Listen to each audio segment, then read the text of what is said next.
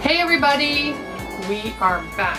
We are back and we are coming to you with extra drilling noises this time. Extra sound effects. Yeah, these don't come from the Foley disc, these are from real life. You know, when you're living in one of the fastest developing nations on earth, if not the fastest developing nation on earth, you got to expect a hell of a lot of drilling and construction.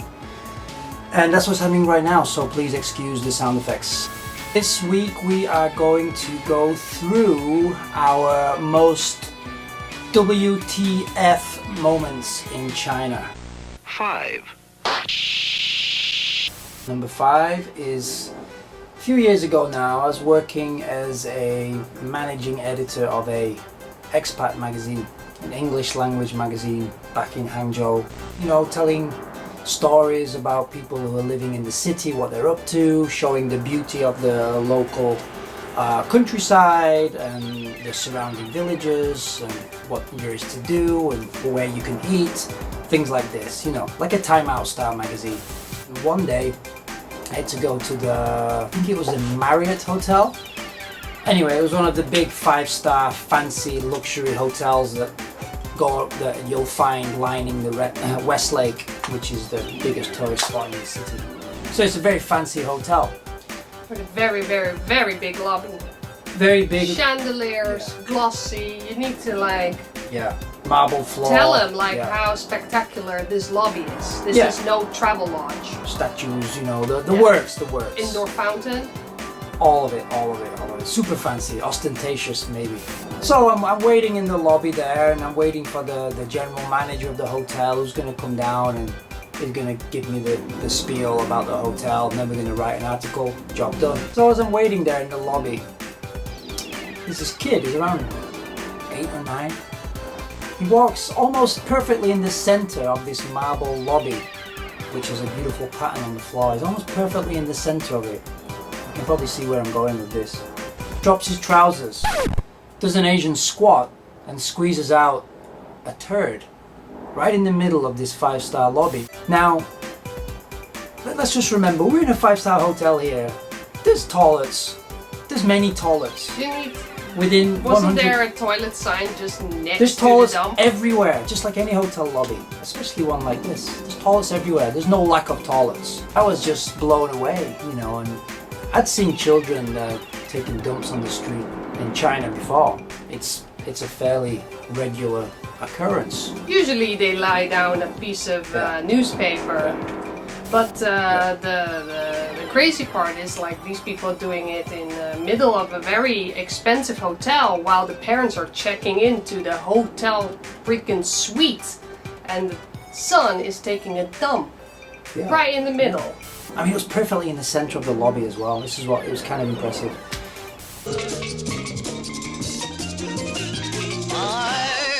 So number 4, I have given birth in China 2 times. Both times in a Chinese hospital. If there is one thing that China is really, really good at, that is having babies, giving birth. So we just decided they must be experts. There's like 1 billion people here. So we decided, let's just go local. Go to a Chinese hospital where they speak Chinese and where I don't speak Chinese. Sounds challenging. sounds like an adventure, right? Mm. Didn't you always say people even give birth in the jungle, so why the hell not, right? Sure. Yeah, with the first child, it was experience was quite wild. I will leave this for another video, but the funny WTF moment was my first baby, Didi. After giving birth, it's very normal that you get your own nurse. She's just there for you. She takes care of you and your baby 24/7, no matter what. And of course, she has her own routine, her own thing, and you just have to surrender to the madness. Don't tell her what to do. You can't tell her what to do. No, Because she doesn't understand you, so... She just does what she does, and she does it really well. And to me, a few of those things are quite odd. The craziest one was this one. Every 2 hours, she would come in, she would unbutton my pajamas, she would get my boobs out, and start massaging them. She would start massaging my boobs. No matter what, no matter who's there. So, my boss came to visit me to see the baby, see the happy new mom, and there comes the nurse. And I thought, oh man, not now, but there's no way of telling her no. She comes in, unbuttons my blouse, she gets my boobs out in front of my boss and starts massaging them. And it's to get the milk flow going. The boss is a woman, by the way. Yeah. But it's to get the milk flow going, and she does it really well. But I rather she doesn't do it when I have guests. And at that point, she's been doing it the whole day, and I was like on the edge. Then the doctor comes in. A doctor who doesn't speak English, but he does know a little bit of like surfer talk, like he could say whatever, for example. I was really, really on edge, and I just said to the doctor, what's she doing? What is she doing? He says, very serious, looks me in the eye, well, she's just washing your tits. How can a doctor call it tits? Isn't it called like chest, bosom? yeah, breasts. Yeah, tits shouldn't really be in the doctor's vocab handbook. But yeah, this guy's jive talking, probably wearing glasses with no lenses in, Dragon Ball Z haircut. You know, another thing you'll find in China is all the doctors are like 25, 16. It's like they look like teenagers, you know. But I mean, come on, he cracked me up. That Yeah. I was not on the edge anymore, so Yeah. it did Yeah. work. It did work. Yeah. 3. Okay, number 3, crazy what the heck moments in China. This is a kind of adult content one. Now, I'm gonna keep it clean. We went to this beautiful city called Xiamen, used to be known as Amoy, for a vacation one time. And you have to take a ferry from the city to a small island just 10 minutes offshore from the main downtown area called Gulangyu Island. I think we It was decided, really busy, and I remembered, holy moly, we didn't bring our passports. Because as a foreigner, okay. you have to bring your Yeah. passports everywhere to go on the train, to take That's a right, ferry. yeah. So before we're gonna queue up with all these millions of people, maybe we should ask someone, some staff, That was right. if we actually need the passport. The ferry staff, they were all busy with the customers. So I approached the policeman, the guard there, the uniform bawan, whatever you want to call him. And I say to him in my Chinese, you know, if we need our passports to buy a ticket for the ferry. And he doesn't understand, so you know, I type it on my phone on the translation app. I show him the Chinese translation, and then he takes my phone. I'm expecting to see something, you know, in English. He's translated it from Chinese to English. I'm expecting to see something like, "Sorry, you need your passport to buy tickets for the boat," or No, "You you do don't. not need your passports to buy tickets for the boat," something like that. So I look at my phone and it says, "Do you want a BJ?" No kidding. So, I mean, I was kind of blown away by that. I mean, I did not want a BJ. So it's just mind-blowing moment. And, you know, that might not, I don't think this is a particularly Chinese thing. Certainly never happened before. It never happened afterwards. I think it's just a global occurrence that could happen anywhere, I suppose. I just remember your eyes popping out of your head, you turning around like this and said, let's go, let's go, let's go, let's go. Yeah, that was a pretty what the heck moment there. So yeah, that takes the biscuit from me.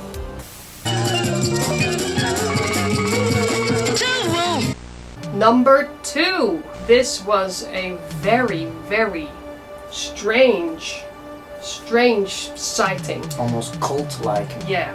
We were walking on the boardwalk and all of a sudden we see like a group of grannies in a circle and they're all kind of like chanting and going back and forth. Mother-rum, sit-a-rum, mother-rum. Kind of freaky. Very freaky. It's like sundown. It's getting dark. It's you know it's disturbing.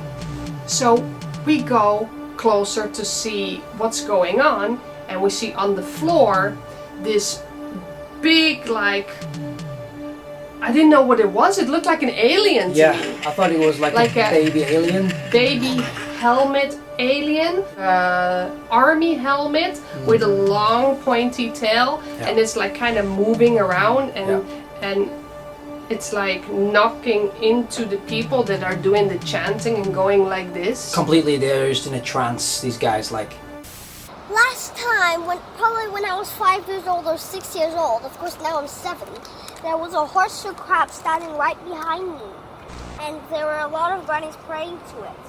And Chinese people eat horseshoe crabs. So I don't know if they still exist. And who knows? Who knows?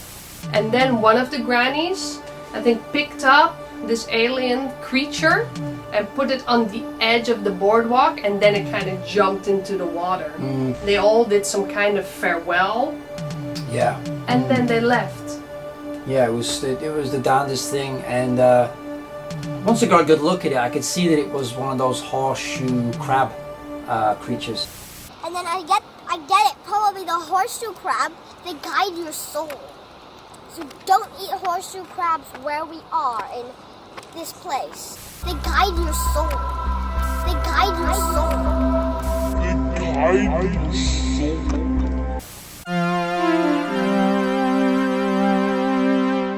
One. Okay, the last one, number 1, in no particular order of the top 5 WTF moments in China so far, is kind of a classic scam.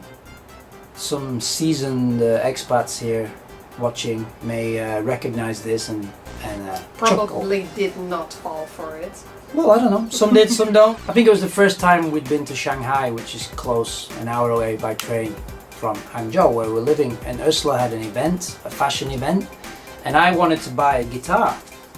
I asked a friend in Hangzhou, hey, where can I buy a guitar? He wrote down the address on a slip of paper. So I'm holding this slip of paper, real old school. And I'm walking around Shanghai, trying to find this place. All alone, trying to find this place, but also just sightseeing, whatever, just taking my time, no rush.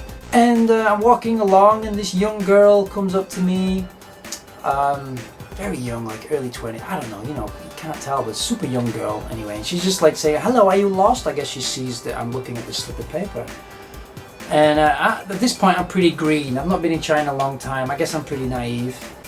I didn't say I was lost. I just said like, well, I'm just looking for this street. I need to buy a guitar. Do you know which way I need to walk? And she says, yeah, I know. Actually, I'm going towards that street, so you can follow me, and then I will show you where the street is. You didn't think like, oh really? You're also going to buy a guitar?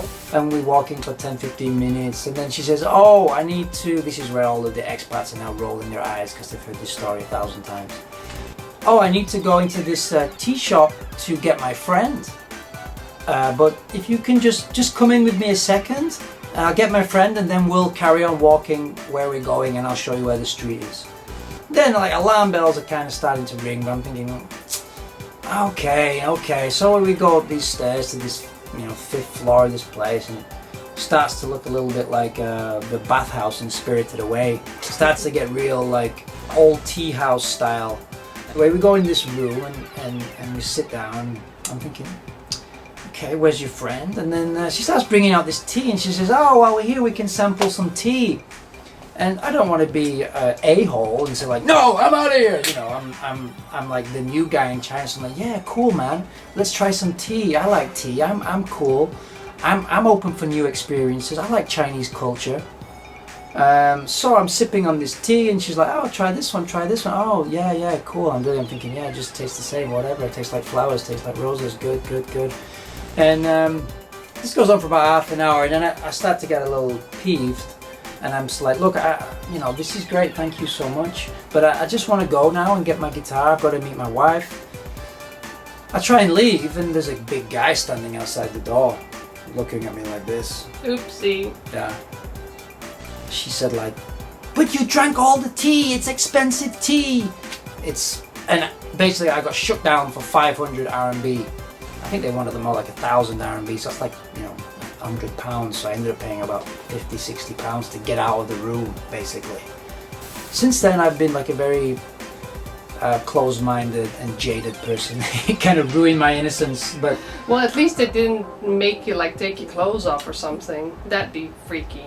Anyway, I've since learned that this is a classic. The Shanghai tea house trick scam is a classic, and all of the newbie foreigners get stung, man. So yeah, if you guys are coming to Shanghai, and an innocent-looking Chinese girl, school student, comes to ask you to go to the tea shop, just say no. Okay, that was it for this week. We hope you enjoyed our stories. We hope you don't fall for the tea house trick. And if you have any stories, let us know. Have you got any what the heck moments in China? Then let us know. I'd like to read them. Maybe we have more. Maybe we'll make another video some other time. I'd like to see some of yours too. Thanks for watching. Thank you. Don't forget to subscribe. Oh, yeah, Come on, please, don't yeah. forget. Yeah. See you next week. Bye. Bye.